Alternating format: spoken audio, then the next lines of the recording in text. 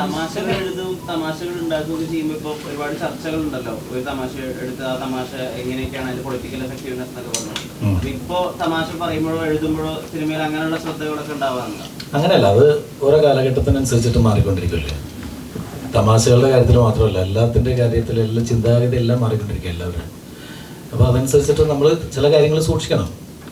അപ്പോൾ കാരണം വെച്ചിട്ട് മെജോറിറ്റി അതിനെ നമുക്ക് ഇന്ന ചില പണ്ട് നമ്മൾ മിമിക്രി കാലഘട്ടങ്ങൾ ചെയ്തുകൊണ്ടിരിക്കുന്ന സമയത്ത് ഉള്ള കഥാപാത്രങ്ങളിൽ പള്ളിയിലച്ഛനും പൂജാരിയും മുസ്ലിയാരും ഒക്കെ നമ്മൾ അനുസ്യൂതം നമ്മൾ ഉപയോഗിച്ചുകൊണ്ടിരുന്ന കഥാപാത്രങ്ങളാണ്. പക്ഷേ ഇപ്പോൾ അങ്ങനെയുള്ള കോമഡിയൊക്കെ സൃഷ്ടിക്കുകയാണെങ്കിൽ അത് ഒന്ന് ആലോചിച്ചില്ലെങ്കിൽ കുഴപ്പമാകും. അതുപോലെ തന്നെയാണ് സിനിമയുടെ കാര്യത്തിലും. സിനിമയിലും നമ്മൾ പറയുന്ന അല്ലെങ്കിൽ സൃഷ്ടിക്കുന്ന കഥാപാത്രങ്ങൾ ആർക്കെങ്കിലൊക്കെ നോവിക്കുന്നുണ്ടെങ്കിൽ നമ്മളത് വേണ്ടെന്ന് വയ്ക്കാന്ന് പറയുന്നത് തന്നെയാണ്. അത് ഉത്തമമായിട്ടുള്ള ഇപ്പോഴത്തെ സാഹചര്യത്തിൻ്റെ അനുസരിച്ചിട്ട് കാര്യം. അല്ലെങ്കിൽ പിന്നെ നമ്മളത് നേരിടാനുള്ള ചങ്കൂറ്റവും ധൈര്യമൊക്കെ നമുക്ക് വേണം. നമുക്കത് അതിനുള്ള ശേഷിയില്ല. അതിൻ്റെ പേരിൽ നമ്മൾ സൂക്ഷിക്കും. ഒരു സിനിമയുടെ പൂർണ്ണ സ്വാതന്ത്ര്യം അതിന്റെ ഡയറക്ടറിനോ റൈറ്ററിനോ അതിന്റെ സൃഷ്ടി എങ്ങനെയായിരിക്കണം, അതിന്റെ കഥ എങ്ങനെയാവണം, അതിന്റെ സൃഷ്ടിയുടെ പൂർണ്ണ ഉത്തരവാദിത്വം അതിന്റെ ഡയറക്ടറും റൈറ്ററും ആയിരിക്കും തീരുമാനിക്കുന്നത്. പക്ഷേ ഇതൊന്നും അല്ലാതെ ഒരു സെൻസർ ബോർഡ് തന്നിട്ട് ഈ സീൻ വേണ്ട, അല്ലെങ്കിൽ അവിടെ അത് വേണ്ട, ഇവിടെ ഇത് വേണ്ട എന്ന് തീരുമാനിക്കുമ്പോൾ ആ കഥയുടെ എലമെന്റ് തന്നെ ചിലപ്പോൾ നഷ്ടപ്പെട്ടു പോകും. പല സിനിമകൾ അങ്ങനെ പോയിട്ടുണ്ട്. അപ്പോൾ അങ്ങനെ ചെയ്യുന്നത് ശരിയാണെന്ന് വിശ്വസിക്കുന്നുണ്ടോ? അങ്ങനെയല്ല, നമുക്ക് നമ്മളുടേതായ സൃഷ്ടികൾ അങ്ങനെ ചെയ്യണമെന്നും നമുക്കൊരു തോന്നലുണ്ടാവും. നമ്മളിപ്പോൾ റൈറ്റർ പറയും അല്ലെങ്കിൽ ഡയറക്ടർ നമുക്ക് ചില കാര്യങ്ങൾ ആ സിനിമയിൽ നമുക്ക് അങ്ങനെ തന്നെ ചെയ്ത് തീരുള്ളൂ. അല്ലെങ്കിൽ ചിലപ്പോൾ മനസ്സിലാവില്ല, കഥ മനസ്സിലാകാതെ പോകും. അങ്ങനെയുള്ള സീൻസ് നമ്മൾ അതിൽ നിന്ന് കട്ട് ചെയ്ത് കളഞ്ഞു കഴിഞ്ഞിട്ടുണ്ടെങ്കിൽ അല്ലെങ്കിൽ അത് ഷൂട്ട് ചെയ്യുമ്പോൾ തന്നെ നമുക്കറിയാം ഈ സീൻ സെൻസർ ബോർഡിൽ ചെല്ലുമ്പോൾ പ്രശ്നമാകും, അല്ലെങ്കിൽ ആ ഡയലോഗ് പ്രശ്നമാകും. ചിലപ്പോൾ ആ സീനില്ലെങ്കിൽ ആ കഥ പൂർണ്ണമാകാനായിട്ട് പാടായിരിക്കും. അപ്പോൾ എന്താണെന്ന് വെച്ചിട്ടുണ്ടെങ്കിൽ അത് ഉൾപ്പെടുത്തിയിട്ട് ആ സമയത്ത് സെൻസർ ബോർഡ് ക്ലീൻ യു കിട്ടുന്ന സ്ഥലത്ത് ആ ഒരൊറ്റ സീനിൻ്റെ പേരിൽ യു എ ആയി മാറും. അതിനൊക്കെ നമ്മൾ തയ്യാറായിട്ട് തന്നെ, കാരണം അത് സിനിമയെ നശിപ്പിക്കേണ്ടെന്ന് കഥാകൃത്തും ഡയറക്ടർക്കും എല്ലാവർക്കും ആഗ്രഹമുള്ളതിൻ്റെ പേരിലാണ് പല സിനിമകളും അങ്ങനെ തന്നെ. അല്ലെങ്കിൽ ചില സിനിമകൾ അതുമല്ലാത്ത സർട്ടിഫിക്കറ്റിലേക്കൊക്കെ സർട്ടിഫിക്കറ്റ് വരെ വന്ന് ചിലപ്പോൾ ആ ഒരൊറ്റ സീനിൻ്റെ പേരിലായിരിക്കും. അത് അങ്ങനെയൊന്നുമല്ല. അതിപ്പോൾ ഓരോ കാലഘട്ടം അനുസരിച്ചിട്ട് ഞാൻ പറഞ്ഞില്ലേ, ഇപ്പം നമ്മൾ മാറുന്നതനുസരിച്ചിട്ട് അവർ ഓരോ നിയമങ്ങൾ ഉണ്ടാക്കി വെക്കുന്നുണ്ട്. നിയമങ്ങളനുസരിക്കാൻ ബാധ്യസ്ഥരാണ് നമ്മൾ ഒരാൾ വാശി പിടിച്ചിട്ട് ഇപ്പം ഞാൻ പറയട്ടെ, എനിക്കിഷ്ടമുള്ള സിനിമ എനിക്ക് ഷൂട്ട് ചെയ്യാം, അത് അവർക്കിഷ്ടമുള്ള സർട്ടിഫിക്കറ്റ് അവർ തരുമോ? നമുക്ക് എന്ത് ചെയ്യാൻ പറ്റും? നമുക്കായിട്ട് മാറ്റാൻ പറ്റുമല്ലോ. അപ്പോൾ നമ്മളത് തീരുമാനിച്ചിട്ട് നമുക്ക് ഇന്ന സർട്ടിഫിക്കറ്റ് അല്ലെങ്കിൽ ഇന്ന കാറ്റഗറിയിൽ സിനിമ ആണ് ഞാൻ ചെയ്യാൻ തീരുമാനിക്കണമെന്ന് വെച്ചിട്ടുണ്ടെങ്കിൽ സിനിമ റിലീസ് ചെയ്യേണ്ടെന്ന് ആരും പറയുന്നില്ല. പക്ഷെ അവർക്ക് ആ സമയത്ത് അവർ എന്താണെന്ന് വെച്ചിട്ടുണ്ടെങ്കിൽ അവരുടെ തീരുമാനത്തിലേക്ക് നമ്മൾ വിട്ടുകൊടുക്കേണ്ടി വരും. പടത്തില് ടൈറ്റിൽ സോങ് പാടി ഞാനാണ്.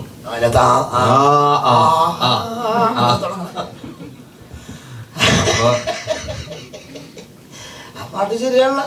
ഏത് പാട്ട്? ഏത്? ആരാ?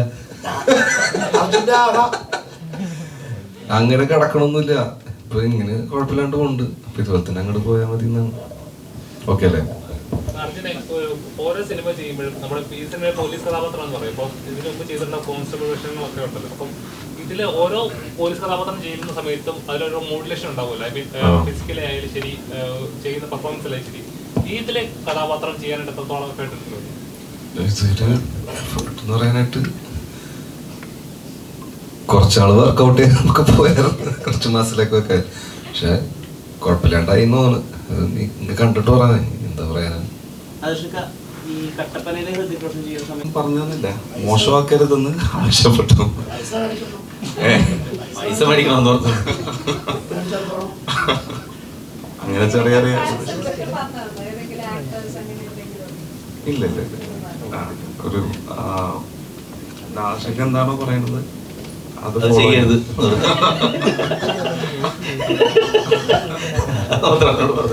അല്ല, എനിക്ക് വേറൊരു ഇഷ്ടം തോന്നിയെന്ന് വെച്ചിട്ടുണ്ടെങ്കിൽ സാധാരണഗതിയിൽ വരുന്ന ഒരു പുതിയ എനിക്ക് വളരെ കംഫർട്ടബിൾ ആയിട്ടുള്ള ആർട്ടിസ്റ്റുകൾ. ഇപ്പോൾ നേരത്തെ വിഷ്ണുവിനെ വെച്ചിട്ട് നമ്മൾ കട്ടപ്പന ചെയ്യുന്ന സമയത്ത് അത് അവർ തന്നെ റൈറ്റേഴ്സ് വിഷ്ണു തന്നെ. അപ്പോൾ അവർക്ക് കൃത്യമായിട്ട് അറിയാവുന്ന, ഇപ്പോൾ ഇദ്ദേഹത്തെ സംബന്ധിച്ച് ചില ഈ ഫൈറ്റും ഡാൻസും മറ്റുള്ള ആക്ഷൻ അങ്ങനെയുള്ള സീക്വൻസൊക്കെ ചെയ്യാനായിട്ട് എല്ലാവർക്കും പുതിയൊരാഗ്രഹം പറ്റും. പക്ഷേ ഹ്യൂമർ ചെയ്ത് ഫലിപ്പിക്കുക എന്ന് പറയുന്നത് ചെറിയ ബുദ്ധിമുട്ടുള്ള കാര്യമാണ്. അതുവരെ വഴങ്ങുന്ന ഒരാളെ കിട്ടിയെന്ന് പറയുന്നതിൻ്റെ ഒരു സന്തോഷമുണ്ട്.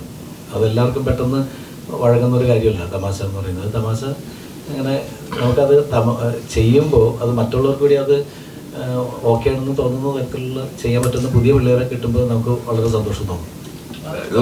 കോമഡി സീൻസ് ആയിരുന്നല്ലേ നമ്മൾ ചെയ്യുന്നത്. നിന്നെ അറിയിക്കാതെ ഈ നമ്മൾ പരിപൂർണമായിട്ട് ഒരിക്കലും സിനിമയെ റിവ്യൂസ് ബാധിക്കുന്നില്ല എന്ന് പറയുന്നത് അതൊക്കെ തെറ്റായി. കാരണം വെച്ചാൽ ഇപ്പോഴത്തെ ചെറുപ്പക്കാരാണെങ്കിലും ആദ്യം സിനിമ കാണാൻ തിയേറ്ററിലേക്ക് കഴിഞ്ഞിട്ട് ഫസ്റ്റ് നോക്കുന്നത് എന്താണെന്ന് വെച്ചിട്ടുണ്ടെങ്കിൽ റിവ്യൂസ് എന്താണെന്ന് നോക്കാറുണ്ട്. പിന്നെ റേറ്റിംഗ് നോക്കും, റിവ്യൂസ് നോക്കും. ഇതെല്ലാം കഴിഞ്ഞിട്ടാണ് ഒരു 10 പൈസ മുടക്കാനായിട്ട് തയ്യാറാവുള്ളൂ. അപ്പോൾ ഈ വന്ന് പറയുമ്പോൾ ആധികാരികമായിട്ടെന്ന് വെച്ചിട്ടുണ്ടെങ്കിൽ നമുക്ക് പലപ്പോഴും സ്വന്തമായിട്ട് തീരുമാനം എടുക്കുന്നതിനേക്കാൾ കൂടുതൽ മറ്റുള്ളവരുടെ കാര്യങ്ങൾ കേട്ട് അതായത് സ്വയം നമുക്കൊരു ഡിസിഷൻ എടുക്കാൻ പറ്റാത്ത ആളുകളാണ് അത്തരത്തിലുള്ള റിവ്യൂസിൽ വിശ്വസിക്കുന്നത് തന്നെയാണ് എൻ്റെ വിശ്വാസം. കാരണം വെച്ചിട്ടുണ്ടെങ്കിൽ നമുക്ക് തീരുമാനം എടുക്കുമ്പോൾ നമുക്കൊരു സിനിമ കാണുമ്പോൾ നമ്മൾ ഇത്ര പേര് ഇരുമുണ്ട്, നമ്മളെല്ലാവരും ചെന്നിട്ട് നമ്മൾ സിനിമ കാണുമ്പോൾ ചിലപ്പോൾ കുറേ ആൾക്കാർ പറയും എനിക്ക് ഇഷ്ടപ്പെട്ടിട്ടാണ്. അപ്പോൾ നമ്മൾ തൊട്ടടുത്തിരിക്കുന്ന പറയും എനിക്ക് അത്ര വർക്കായില്ല. പലരും പല അഭിപ്രായം പറയും. ആ അഭിപ്രായം എല്ലാം കൂടി ഇത് പൊതുവായിട്ടുള്ള ഈ സിനിമയുടെ മൊത്തത്തിലുള്ള സംഭവം ഇതാണ് എന്ന് പറഞ്ഞാൽ ആധികാരികമായിട്ട് കയറി പറയുമ്പോൾ അവരെ സപ്പോർട്ട് ചെയ്യുന്ന കുറേ ആളുകളും എല്ലാം വിശ്വസിക്കുന്നതെന്ന് വെച്ചിട്ടുണ്ടെങ്കിൽ പുള്ളി പറഞ്ഞു അപ്പോൾ ഇനി അതങ്ങനെ തന്നെയാണ് എന്ന് പറഞ്ഞിട്ട് വരുമ്പോൾ എന്ന് പറഞ്ഞാൽ സിനിമയെ ബാധിക്കും. അപ്പോൾ അങ്ങനെ സ്വയം ഒരു തീരുമാനമില്ലാത്ത കുറേ ആൾക്കാരുണ്ട്. അവരത് വിശ്വസിച്ചിട്ട് അവർ സിനിമയ്ക്ക് വരാൻ പറ്റിയില്ലെങ്കിൽ നമ്മളുടെ അത്രയും സിനിമ നെഗറ്റീവായിട്ട് തന്നെ ബാധിക്കാൻ സാധ്യത. അല്ലെങ്കിൽ ഇന്ന ആൾ പറഞ്ഞു അതിന് ഏറ്റവും വലിയ പ്രശ്നം എന്ന് വെച്ചിട്ടുണ്ടെങ്കിൽ അത്തരത്തിലുള്ള റിവ്യൂസിന് പോസിറ്റീവ് പറയുമ്പോൾ ഈ നെഗറ്റീവ് പറഞ്ഞ ആൾക്കാർ നെഗറ്റീവ് പറയുമ്പോൾ മാത്രമേ ഇവർ നമ്മളുടെ ഇൻഡസ്ട്രിയിലുള്ളവരും പലരും ഇങ്ങനെ ബഹളം ഉണ്ടാക്കാറുള്ളൂ. അയാൾ നെഗറ്റീവ് പറഞ്ഞത് ഇവർ പറയുന്ന പോസിറ്റീവ് റിവ്യൂസിനൊക്കെ ഇവർ തന്നെയാണ് പ്രൊമോട്ട് ചെയ്യുന്നുണ്ട്. സിനിമ ഇൻഡസ്ട്രിയിൽ തന്നെയുള്ള ആൾക്കാർ പ്രൊമോട്ട് ചെയ്യുന്നുണ്ട്. അപ്പോൾ നെഗറ്റീവ് റിവ്യൂസ് അവർ പറയുമ്പോൾ കരയും, പോസിറ്റീവ് റിവ്യൂസ് പറയുമ്പോൾ അതിനെ പൊക്കി പിടിച്ച് അയാൾ പറഞ്ഞത് വേദവാക്യമാണ്, പുള്ളി പറഞ്ഞു ഇനി ഞങ്ങൾ സിനിമ രക്ഷപ്പെട്ടെന്ന് പറയാം. അതൊക്കെ തന്നെ പ്രശ്നം. അപ്പോൾ അതിൻ്റെ പേരിൽ റിവ്യൂസ് എന്ന് പറയുന്നത് കറക്റ്റായിട്ടുള്ള റിവ്യൂസ് എന്ന കാര്യങ്ങൾ നമുക്ക് കൃത്യമാണോ അതോ ഫേക്കാണോ, ഇവർ പറയുന്നത് വൈരാഗ്യ ബുദ്ധിയോടുകൂടിയാണോ, ഇതൊന്നും പറയാൻ പറ്റാത്തൊരവസ്ഥയിലേക്ക് പോവുകയാണ്. നമുക്ക് നമ്മുടേതായ തീരുമാനം എടുക്കുക. നമ്മൾ സിനിമ കാണുക, അത് കൊള്ളില്ലെങ്കിൽ നമുക്ക് മുഖത്തൊക്കെ പറയാം എനിക്കിഷ്ടമില്ല എന്ന് പറയാം. പക്ഷേ വളരെ മോശമാണ് ഈ സിനിമ എന്ന് ആധികാരികമായിട്ട് പൊതുവായിട്ടുള്ള ജനത്തിൻ്റെ അഭിപ്രായമാണ് ഞാൻ പറയുന്നത് എന്നുള്ള ധാരണയിൽ പറയാതിരിക്കുക എന്നുള്ള റിക്വസ്റ്റ് ഉണ്ട്. കാരണം കാണുന്നവൻ കണ്ടോട്ടെ, ചിലർക്ക് ഇഷ്ടപ്പെടും, ചിലർക്ക് ഇഷ്ടപ്പെടില്ല. പണ്ട് ഒരു കൊച്ചു പറഞ്ഞ പോലെ എന്താണ്, ചിലവർക്ക് ശരിയാവും ചിലവർക്ക് ശരിയാവില്ല എന്ന് പറഞ്ഞാൽ നമുക്ക് ശരിയാവുന്നവർക്ക് ശരിയാവട്ടെ, അത്രേ ഉള്ളൂ. ഈ സിനിമ ഒരു പ്രാവശ്യം റിലീസിംഗ് ഡേറ്റ് തീരുമാനിച്ച് വന്നിട്ടായിരുന്നു, രണ്ടാമത് ഇത് ചേഞ്ച് ചെയ്യാനുള്ള ഒരു സാഹചര്യം ചേഞ്ച് ചെയ്യാനുള്ള സാഹചര്യം എന്ന് പറഞ്ഞാൽ സിനിമ സമരം എന്ന് പറഞ്ഞ് ശരിക്കും നമ്മളുടെ റിലീസ് കഴിഞ്ഞ ഫെബ്രുവരി 23 സിനിമാ സമരം പ്രഖ്യാപിച്ച സമയത്തെന്ന് വെച്ചാൽ ഞാൻ പറഞ്ഞില്ല, ഇത് നമ്മൾ ഇത്രയും എഫേർട്ട് എടുത്ത് നമുക്ക് എല്ലാവരും കാണണമെന്ന് ആഗ്രഹിക്കുന്നത്, ഞങ്ങളെല്ലാവരും അതിനു വേണ്ടിയിട്ട് പണിയെടുത്തുന്ന ആൾക്കാരില്ലേ. നമ്മളൊരു പുതിയ നായകനെ ഇൻട്രൊഡ്യൂസ് ചെയ്യുന്നു, ഈ സിനിമ അങ്ങനെ പ്രശ്നം സിനിമാ സമരമാണെന്ന് പറഞ്ഞുകൊണ്ട് പബ്ലിക്കിന് ഇപ്പോൾ എല്ലാവരും ഈ സമരം എന്ന് പറഞ്ഞു കഴിഞ്ഞാൽ ഒരു ബന്ധു ഒരു ഹർത്താൽ എന്ന് പറഞ്ഞു കഴിഞ്ഞിട്ടുണ്ടെങ്കിൽ എന്തെങ്കിലും കാരണം കിട്ടാന്നൊക്കെയാണ് കടയും വീടൊക്കെ അടച്ചിട്ട്. അപ്പോൾ എന്തെങ്കിലും ബഹളം ഉണ്ടാവും എന്നുള്ള പേടി കൊണ്ടാണ്. ഫാമിലി പുറത്തേക്ക് വന്നില്ലെങ്കിൽ ആ സിനിമ തിയേറ്ററുകൾ അടച്ചിരിക്കുന്ന സമയത്ത് വന്നില്ലെങ്കിലോ എന്നുള്ള പേടി കൊണ്ട് നമ്മൾ ഡേറ്റ് മാറ്റി കഴിഞ്ഞപ്പോൾ പിന്നെ നമുക്ക് ഇത്രയും കണ്ടിന്യൂസ് തിയേറ്ററുകൾ കിട്ടാനായിട്ട്, കാരണം അതിനുശേഷം കണ്ടിന്യൂസ് സിനിമകൾ, വലിയ സിനിമകൾ, വലിയ പ്രതീക്ഷയോടുകൂടി നമ്മൾ കാത്തിരിക്കുന്ന ഒരുപാട് വലിയ സിനിമകൾ വന്നു പോയപ്പോൾ അവർ ഡേറ്റ് ചെയ്ത് അവർ ബ്ലോക്ക് ചെയ്തിരിക്കുന്ന ഡേറ്റുകൾ നമുക്ക് കിട്ടില്ല ഒരിക്കലും. കാരണം നമുക്ക് അനുവദിച്ച ഒരു സമയം ഉണ്ടായിരുന്നു തിയേറ്ററുകാർ. ആ സമയം കഴിഞ്ഞ് കഴിഞ്ഞപ്പോൾ പിന്നെ അവരുടെ തിയേറ്ററുകാരുടെ സൗകര്യം അനുസരിച്ചിട്ട് നമുക്ക് ഡേറ്റ് കിട്ടിയുള്ളൂ. അതിപ്പോഴാണ് ഇത്രയുള്ളൂ. കിട്ടാവുന്ന ഏറ്റവും വലിയൊരു അവസരം കൂടിയാണ് അത്തരത്തിലൊരു കൂട്ടുകെട്ടിൽ ഇറങ്ങാന്ന് പറയുന്നത്. ഇപ്പോൾ വൺസ് അപ്പോൺ എ ടൈം കൊച്ചിയിലേക്ക് വരുമ്പോൾ തന്നെ അവിടെയും റാഫിക്ക എന്ന് പറയുന്ന ഒരു ബ്രാൻഡ് മലയാളത്തിൻ്റെ ഒരു ഹിറ്റ് മേക്കർ തിരക്കഥയിലാണ് വരുന്നത്. ഇവിടെ നാദിർഷിക എന്ന് പറഞ്ഞൊരു ഡയറക്ടറുണ്ട്. അപ്പം എന്തായിരുന്നു വൺസ് അപ്പോൺ എ ടൈം ഉള്ള സിനിമ, എങ്ങനെയായിരുന്നു അതിൻ്റെ ഒരു എക്സ്പീരിയൻസും അതിലേക്ക് എത്തിയതൊക്കെ എങ്ങനെയായിരുന്നു? ഞാൻ പ്രകാശൻ ചെയ്യുമ്പോൾ ഞാൻ ചെറിയ കുട്ടിയായിരുന്നു. അപ്പൊ അത് എന്തായാലും അത് നായിക അല്ല, നിഖില ചേച്ചി ആയിരുന്നു അതിലെ നായിക. അതൊരു അത്രയും ആഗ്രഹം ഉണ്ടായിരുന്നു ചെറുതാമ്പഴി സിനിമയിൽ അഭിനയിക്കാൻ വേണ്ടി. പക്ഷെ എങ്ങനെ അവിടെ എത്തുന്ന ഒരു ഐഡിയ ഉണ്ടായിരുന്നില്ല. പക്ഷെ ത്രൂ കോയിൻസിഡൻസ് ആണ് എത്തിയത്. അതിന് ഒരുപാട് ഗ്രേറ്റ്ഫുൾ ആണ്. പിന്നെ once upon a time in Kochi ചെയ്യാൻ ഒബ്വിയസ്ലി കാരണം റാഫി സാറും നാദിർഷ സാറും ഒക്കെയാണ്. പക്ഷെ അതിൻ്റെ കൂടെ തന്നെ ക്യാരക്ടറാണ് സ്റ്റോറിയാണ്.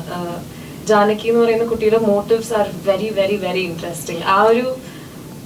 ആ ഒരു പോയിന്റ് ആയിരുന്നു ഏറ്റവും ക്യാപ്റ്റിവേറ്റിംഗ്. പിന്നെ അതിന്റെ കൂടെ തന്നെ അത്രയും എക്സൈറ്റഡ് ആയിരുന്നു റാഫി സാറിന്റെ കൂടെ വർക്ക് ചെയ്യാൻ, ആദർശ സാറിന്റെ കൂടെ വർക്ക് ചെയ്യുക, അർജുൻ ചേത്തൻ, മോവിൻ ചേത്തൻ. അപ്പോൾ സത്യൻ സാറിന്റെ ആകെ ഞാൻ അതിനു മുമ്പ് സത്യൻ സാറിന്റെ സെറ്റിൽ മാത്രമേ വർക്ക് ചെയ്തിട്ടുള്ളൂ. അതാണെങ്കിൽ വീട് പോലെ എല്ലാവരും കഥയൊക്കെ പറഞ്ഞ് ഒരു കുഞ്ഞു കുട്ടീനെ പോലെ തന്നെ ആയിരുന്നു അവരൊക്കെ നോക്കിക്കൊണ്ടിരുന്നത്. അപ്പൊ എനിക്ക് അറിഞ്ഞൂടായിരുന്നു എങ്ങനെയാണ് വേറൊരു സെറ്റ് എങ്ങനെയാ വർക്ക് ചെയ്യുക, ഒന്നും അറിഞ്ഞൂടായിരുന്നു. അപ്പോൾ ഭയങ്കര സിമിലർ ആണ് ആക്ച്വലി. അതേപോലെ തന്നെ കഥയാണെങ്കിലും സംസാരമാണെങ്കിലും കലയും ചിരിയൊക്കെ ആയി. അതെനിക്ക് ഒരുപാട് കംഫർട്ടബിൾ ആയിരുന്നു. ആ ഒരു പോയിന്റും ഒരുപാട് ഹെൽപ്പ് ചെയ്തു അത്രയും കംഫർട്ടബിളായി ആക്ട് ചെയ്യാൻ വേണ്ടി. സാറാണെങ്കിലും റാഫി സാറാണെങ്കിലും ഒരുപാട് തമാശയും ചിരിയും. എനിക്ക് ഈ കഥ കേൾക്കാനാണ് ഏറ്റവും ഇഷ്ടം. അപ്പൊ കഥ എവിടെയുണ്ടോ അവിടെയാണ് ഞാൻ പോയിരിക്കാതെ. അപ്പൊ അത് പറയുമ്പോഴാണ് ഇന്നസെന്റ് അങ്കിളിലേക്ക് ഒരുപാട് ഓർമ്മ വരുന്നത്. ഒരുപാട് കഥ പറയായിരുന്നു ഇന്നസെന്റ് അങ്കിളും സെറ്റിലായപ്പോ. ആ കഥ കേൾക്കാൻ വേണ്ടി ഞാൻ പോയിരിക്കും. അതേ സെയിം സിറ്റുവേഷൻ ആണ് ഇവിടെയും. നാദർഷ സാർ ഒരുപാട് മുന്നത്തെ കാലത്തെ കഥ പറയും. സാർ ആക്ട് ചെയ്ത് തുടങ്ങിയ പാട്ടിന്റെയും സാറിന്റെ ട്രാവൽസിനെ പറ്റി ഒക്കെ പറയും. റാഫി സാർ ആണെങ്കിൽ ഒരുപാട് പണ്ടത്തെ സിനിമയിൽ ആ ഒരു പോയിന്റ് ഓഫ് വ്യൂ ഉണ്ട്. എന്താ വെച്ചാൽ നമ്മൾ ചെറുതാമ്പഴി കാണുന്ന മൂവീസ് ആണ്, പക്ഷെ അതിന്റെ ബാക്കിൽ എന്താ നടക്കുന്നതെന്ന് ഇപ്പൊ ഒന്നിലേക്കും ബിഹൈൻഡ് ദ സീൻസ് വീഡിയോസ് ഉണ്ട്, സ്റ്റോറീസ്, ആൾക്കാർ ഇന്റർവ്യൂസ് പറയുന്നുണ്ട്. അപ്പൊ അപ്പത്തെ അതിനെ പറ്റിയൊന്നും ഒന്നും അറിയില്ല. പണ്ടൊക്കെ ചെറുതാകുമ്പോ മാഗസീൻസിലൊക്കെ വരുന്ന എന്തെങ്കിലുമൊക്കെ അമ്മയൊക്കെ വായിച്ചിട്ട് പറയുന്നതല്ല, അതൊന്നും അറിയില്ല. ആ കഥ ഇവരുടെ അടുത്തുനിന്ന് ഡയറക്ട്ലി കേൾക്കുമ്പോൾ അതൊരു വേറെ എക്സ്പീരിയൻസ് തന്നെയാണ്. റാഫി സാർ ആണെങ്കിൽ പഞ്ചാബി ഹൗസിന്റെ ഒക്കെ ബിഹൈൻഡ് ദ സീൻസ് കുറെ കഥകളൊക്കെ പറയും. ഭയങ്കര എക്സൈറ്റിംഗ് ആണ് ആ ഒരു എക്സ്പീരിയൻസ് തന്നെ. അത്രയും ഞാൻ ഗ്രേറ്റ്ഫുൾ ആണ്, അത്രയും ഹാപ്പിയാണ്. Thank you. ഈ സിനിമയുടെ കഥാപാത്രം എങ്ങനെയായിരുന്നു? ഓരോ കഥാപാത്രം ക്ലിക്കാവും എന്നുള്ള രീതിയിൽ ചിന്തിച്ചിട്ടല്ല ചെയ്യുന്നത്. ആക്ച്വലി ബ്രഹ്മയോഗം തന്നെ പടം നമുക്ക് ഇത്ര ആൾക്കാർ ഇങ്ങനെ ആക്സെപ്റ്റ് ചെയ്യും എന്നുള്ളൊരു, ആൾക്കാരെ ആക്സെപ്റ്റ് ചെയ്യുമെന്ന് അറിയാം, പക്ഷെ എന്നാൽ തന്നെയും അത് ടോട്ടലി ഡിഫറെൻറ്റ് കൈൻഡ് ഓഫ് ഒരു ജോണറാണല്ലോ. അപ്പോൾ അത് ആൾക്കാരെ എങ്ങനെ ആക്സെപ്റ്റ് ചെയ്യും എന്നുള്ളൊരു ക്യൂരിയോസിറ്റി എപ്പോഴും ഉണ്ടായിരുന്നു. പക്ഷെ എന്നെ ഒരു നടൻ എന്നുള്ള രീതിയിൽ അത് എക്സൈറ്റ് ചെയ്യിപ്പിച്ചത് അങ്ങനത്തെ ഒരു ക്യാരക്ടർ ചെയ്യാൻ വേണ്ടിയാണ്. അങ്ങനെ ഓരോ പടങ്ങൾ കഴിയുന്നതോറും അടുത്ത പടം വരുമ്പോൾ എന്താണ് എക്സൈറ്റിംഗ് ഫാക്ടർ ഉള്ളതെന്ന് നോക്കിയിട്ട് തന്നെയാണ് ചെയ്യുന്നത്. അപ്പം ഇതിൽ ഒരു പോലീസ് ഓഫീസറാണ് ഞാൻ ഇത്ര നാളെ ചെയ്തതിൽ കോൺസ്റ്റബിൾ മാത്രമേ ചെയ്തിട്ടുള്ളൂ. അപ്പം എനിക്ക് ഈ പ്രൊമോഷൻ കിട്ടിയൊരു പടം ആദ്യത്തെ ഇതാണ്. പിന്നെ അതുകൂടാതെ തന്നെ റാഫിക്ക നാദിർഷ കൂട്ടുകെട്ടത്തിലൊരു പടം ചെയ്യാന്ന് പറയുമ്പോൾ തന്നെ അതൊരു അച്ചീവ്മെൻ്റ് ആയിട്ട് തന്നെ. കാരണം വെച്ചാൽ ചെറുപ്പം തൊട്ട് തന്നെ നാദിർഷനെ നന്നായിട്ട് നല്ല പരിചയമുണ്ട്. ഞങ്ങൾ നെയ്ബേഴ്സ് ആയിരുന്നു. അപ്പോൾ ആ സമയത്തൊന്നും ജീവിതത്തിൽ പോലും ചിന്തിച്ചിട്ടില്ല നാദിർഷയുടെ പടത്തിൽ അഭിനയിക്കാൻ പറ്റുന്നു, നടനാവുന്നപോലും ചിന്തിച്ചിട്ടുണ്ടായില്ല. അങ്ങനെ ഈ ഒരു സ്റ്റേജ് എത്തിയപ്പോൾ നാദിർഷ വിളിച്ചിട്ട് പറഞ്ഞാൽ ഒരു പരിപാടിയാണ്, കേട്ടു നോക്ക് എന്നുള്ള രീതിയിൽ പറഞ്ഞു. കേട്ടു, ഇഷ്ടപ്പെട്ടു. മുബീനെ അപ്പോഴും ആദ്യമായിട്ടാണ് റാഫിക്കയുടെ വീട്ടിൽ കാണുന്നത്. അപ്പോൾ ഇവനും കൂടെ ചെയ്യുന്നുണ്ട് എന്നുള്ള രീതിയിൽ പറഞ്ഞ് അപ്പം അങ്ങനെയാണ് ഈ പടത്തിലേക്ക് കയറിയത്. പിന്നെ ലൈക്ക് നമ്മൾ ഇഷ്ടപ്പെട്ട് ചെയ്യുന്ന ഒരു ക്യാരക്ടേഴ്സാണ്, അല്ലാണ്ട് നമ്മൾ അത് ഓഡിയൻസ് കണ്ടു കഴിയുമ്പോഴാണ് അവരത് എങ്ങനെ അത് അക്സെപ്റ്റ് ചെയ്യുമെന്ന് ചിന്തിക്കുന്നത്. അപ്പം ഇതിനി കാണട്ടെ, കണ്ടിട്ട് നമുക്ക് പറയാം ഓഡിയൻസ് അക്സെപ്റ്റ് ചെയ്യില്ല എന്നുള്ളത്. കണ്ട സമയത്ത് അജു വർഗീസ് പറഞ്ഞിട്ടുണ്ട്, നമ്മൾ പഠിക്കുന്ന കാര്യങ്ങൾ, നമ്മൾ പഠിച്ചിട്ടുള്ള കാര്യങ്ങളല്ല, പുതിയ കുറെ കാര്യങ്ങൾ പഠിക്കാനും അൺലേൺ ചെയ്യാനൊക്കെ പറ്റിയിട്ടുണ്ടായിരുന്നു റാഫിക്കയുടെ കൂടെയൊക്കെ വർക്ക് ചെയ്യുന്ന സമയത്ത് എന്നുള്ളത്. അപ്പം ഇപ്പോൾ അതിൻ്റെ ഒരു സെറ്റ് ഓഫ് ഫ്രണ്ട്സിന്റെ കൂടെയുള്ള ഫിലിംസ് അങ്ങനെ ഉണ്ടല്ലോ, അതിൽ നിന്ന് കുറച്ച് പുതിയ കാര്യങ്ങൾ ലേൺ ചെയ്യാനും കൂടി പറ്റുമോ once upon a time in Kochi? നമ്മൾ ഓരോ പടം കഴിയുന്നതോറും, നീ ഇത് സെയിം ക്വസ്റ്റ്യൻ നേരത്തെ ചോദിച്ചിട്ടുണ്ട് ഇന്റർവ്യൂവിന്റെ ഇടയിൽ, നമ്മൾ ഓരോ പടം കഴിയുന്നതോറും എന്തായാലും പുതിയ പുതിയ കാര്യങ്ങൾ പഠിക്കുമല്ലോ. എന്തായാലും ഇപ്പൊ ആദ്യമായിട്ടാണല്ലോ നാഷികയോട് വർക്ക് ചെയ്യണം. കാരണം എനിക്ക് നാഷികനെ പരിചയം ഉണ്ടെങ്കിൽ തന്നെയും പടത്തിൽ ഡയറക്റ്റ് ചെയ്യുമ്പോൾ ആദ്യമായിട്ടാണ് കൂടെ നിന്ന് അഭിനയിക്കുന്നതും ചെയ്യുന്നത്. അല്ല, അവന് വേറെ ഈ പടം കൊണ്ട് അവൻ വേറെ കാര്യം പഠിച്ചു. കാരണം ഞാൻ ഒരു സീൻ എങ്ങനെയാണ് ചെയ്യണമെന്ന് പറഞ്ഞു കൊടുക്കുമ്പോൾ ഒരിക്കലും ഞാൻ അഭിനയിക്കണം പോലെ അഭിനയിക്കാതിരിക്കാൻ വേണ്ടിയിട്ട് അവൻ പഠിച്ചു. കാരണം അങ്ങനെ ചെയ്ത് കഴിഞ്ഞാൽ കുഴപ്പമൊന്നും അല്ല.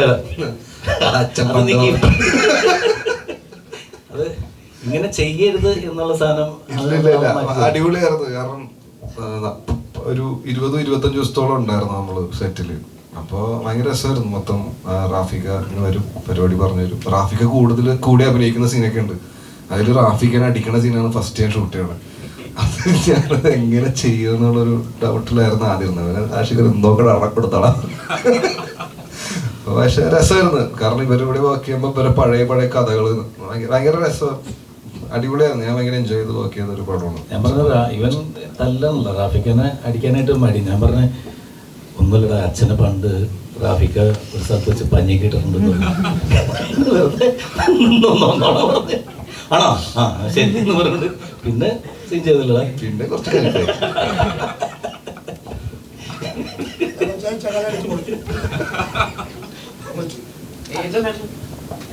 രോമാഞ്ചൻ സിനിമയിലെ താങ്കളുടെ കഥാപാത്രത്തിനെ സംബന്ധിച്ച് ചെയ്താണ്. അല്ല ചെയ്തല്ല എന്ന് പറഞ്ഞാണ്. പക്ഷെ ആ ചിരി കണ്ടപ്പോൾ സോഷ്യൽ മീഡിയയിൽ പക്ഷെ അവർ ഇന്റർവ്യൂവിൽ ചോദിച്ചപ്പോ അത് അങ്ങനെ റെസംബിൾ ചെയ്യാൻ വേണ്ടി ചെയ്തതല്ല. അവന്റെ ടോട്ടലി ഒരു ഏണിയിടുന്ന ടൈപ്പ് ഓഫ് ഒരു നോട്ടോം പരിപാടിയാണ്. അപ്പൊ റെസംബിൾ ചെയ്യാൻ ചെയ്തതല്ല എന്നാണ് അവന് പറഞ്ഞായിരുന്നു. സോഷ്യൽ മീഡിയയിൽ അത് വെച്ച് താങ്കളുടെ ഫേസും വെച്ചിട്ട്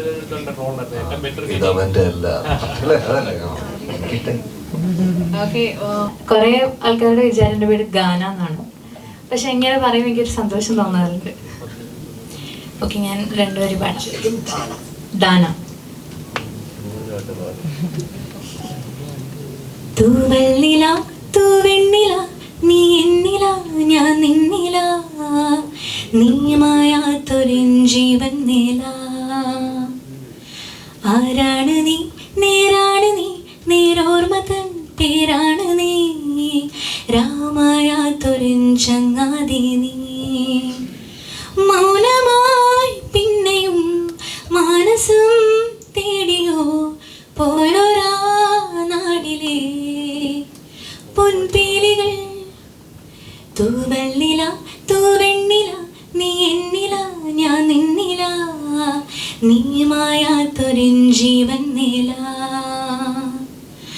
ആരാണ് നീ, നേരാണ് നീ, നേരോർമ്മ തൻ പേരാണ് നീ, രാമായാത്തൊരിൻ ചങ്ങാതി നീ, ഞാൻ നോക്കുന്നൊരിൻ കണ്ണാടി നീ.